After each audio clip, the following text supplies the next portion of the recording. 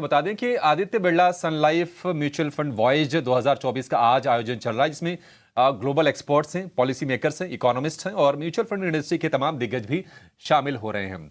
हमारे editor in chief निकुंज डालमिया आयोजन स्थल पर हैं। क्या माहौल है उससे जानते हैं। Nikunj, good morning, over to you.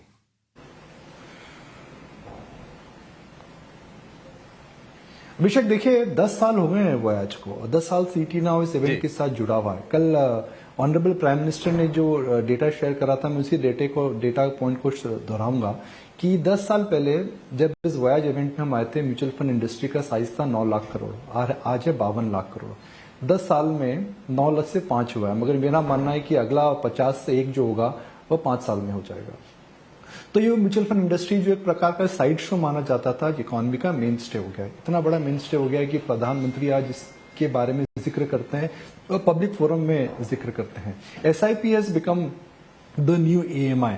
और मैं लोगों को जानता हूं, भले उनके पास ईएमआई नहीं हो मगर एसआईपी जरूर होती है। तो आई थिंक एक बहुत ही बड़ा परिवर्तन आया है इस मूड पॉइंट को लेकर के, म्यूचुअल फंड इंडस्ट्री को लेकर के। अब हम बात करते हैं यहां पर आज क्या होगा। तो अभिषेक, डिम्पी, यहां पर करीब 2000 डिस्ट्रीब्यूटर्स आ रहे हैं। डिस्ट्रीब्यूटर्स वो होते हैं जो अपने क्लाइंट्स को बताते हैं कि भाई आपको कौन सी स्कीम में कितना निवेश करना चाहिए, क्या एसेट एलोकेशन होनी चाहिए, किस प्रकार के एसेट एलोकेशन होनी चाहिए। मार्केट ऑल टाइम हाई पर है और इमेजिन करिए 2000 डिस्ट्रीब्यूटर। और एक साधारण डेटा मैं आपको देता हूं, तो मुझे बोला गया है कि यहाँ पे 30 to 35% of the total industry representation आज मिलेगा आपको डिस्ट्रीब्यूटर्स का। 70% पैसा जो आता है म्यूचुअल फंड इंडस्ट्री में डिस्ट्रीब्यूटर्स के थ्रू आता है और 70% का 30 से 35% रिप्रेजेंटेशन आज यहाँ आपको देखने को मिलेगा। तो आपको आज पता लग जाएगा, अगर आप मूड पॉइंट चेक करें, कि बिरला की टीम क्या आधे संदेश दे रही है अपने बड़े डिस्ट्रीब्यूटर्स को, उनकी इकोनॉमी पे रहा है क्या, मार्केट पे क्या है, रिस्क पे क्या रहा है। मगर मेरे लिए आज एक बड़ा इवेंट इसलिए मैं इसको बोलूंगा बिकॉज कोविड के बाद पहली बार हम वापस आ रहे हैं। कोविड के बाद ये इवेंट ऑनलाइन ज्यादा होता था।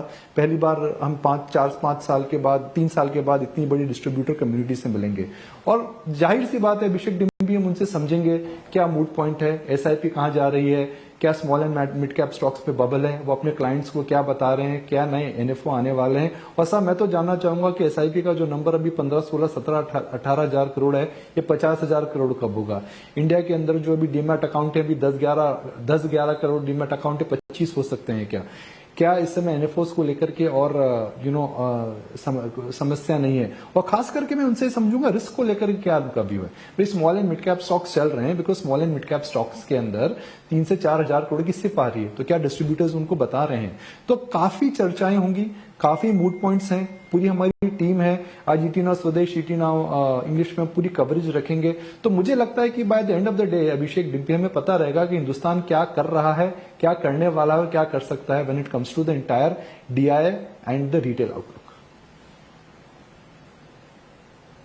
देखो, ये बात तो बिल्कुल ठीक है और आप काफ़ी समय से इसको कवर भी कर रहे हैं, जैसे आप खुद बता रहे हैं सर 10th एडिशन।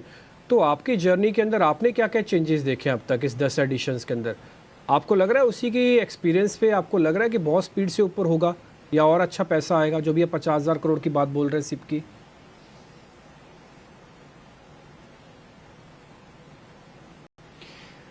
डिम्पी, 10 साल पहले एक 2000 की सिप अगर किसी डिस्ट्रीब्यूटर को मिलती थी तो वो बोलता था अरे आज मजा आ गया। मगर वो जो सिप है और वो जो नंबर ऑफ पार्टिसिपेंट्स हैं, हम देख रहे हैं कि जो एवरेज फिगर होता था आज से 10 साल पहले करीब 2-2.5 हजार करोड़ रुपया, 3,000 करोड़ रुपया, आज वो जाके हो चुका है करीब 15,000 करोड़ से 18,000 करोड़। तो उम्मीद है 50,000 जल्दी हो। मगर जिस प्रकार से हम देख रहे हैं कि इस समय एक भारत के अंदर एक नया आंदोलन चालू हो चुका है, जैसे अंग्रेजी में बोलते हैं cult culture towards investing in mutual funds, मुझे नहीं लगता यह खत्म जल्दी होने वाला है। और इसलिए खत्म नहीं होगा बिकॉज म्यूचुअल फंड का जो रिटर्न है वो इकोनॉमी से रिलेटेड है। इकोनॉमी का जो रिटर्न है वो अर्निंग से रिलेटेड है, वो ग्रोथ से रिलेटेड है। क्या आने वाले 5 साल में इकोनॉमी का रुख, अर्निंग्स, वैल्यूएशंस और अगर हम मैक्रो कंसर्न देखें तो भारत के लिए बहुत बड़ी टेलविंड्स हैं। ग्लोबल अटकलें आती रहेंगी, वो जाती रहेंगी। यूक्रेन आया चला गया, अब हम बात नहीं करते। कोविड आया चला गया, हम बात नहीं करते। मगर हर क्राइसिस के बाद भारत पिछले 10 साल में मजबूत हुआ है। कोविड के बाद हम ऊपर में निकले in terms of economy. Ukraine war के बाद हमने एक प्रकार से दुनिया को बता दिया कि भैया आप देखिए आप किस प्रकार से इस समय रोबस्ट हैं और आप ग्लोबल डिप्लोमेसी में अव्वल नंबर हैं। इन्फ्लेशन को लेकर के दुनिया में इन्फ्लेशन खाता नहीं, हमने इन्फ्लेशन को मैनेज करा है। तो मेरा मानना है कि जो रुख है रुख ऊपर है। जब रुख ऊपर रहेगा निवेशक आता रहेगा। निवेशक को क्या चाहिए?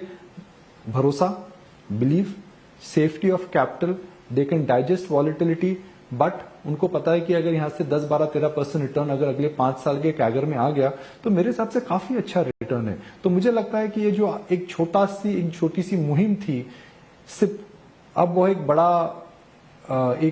आंदोलन बन चुका है। और मैं दोबारा बोलूंगा जो मैंने अभी बोला था, दैट डिम्पी 10 साल पहले सिर्फ एक प्रकार का कॉन्सेप्ट था। आज अगर मैं सिप और ईएमआई की तुलना करूं तो भले ही आपके पास ईएमआई हो ना हो, मगर आपके पास सिप जरूर है। ईएमआई हो चाहे ना हो, सिर्फ जरूर है सबके पास, और अवेयरनेस भी जिस तरह से बढ़ी है उसके चलते निवेश में भी उछाल हमें देखने को मिला है। निकुंज सर, बहुत शुक्रिया जुड़ने के लिए। बिल्कुल इवेंट से आगे भी आपके पास हम लौटेंगे जब ये इवेंट शुरू हो जाएगा तो।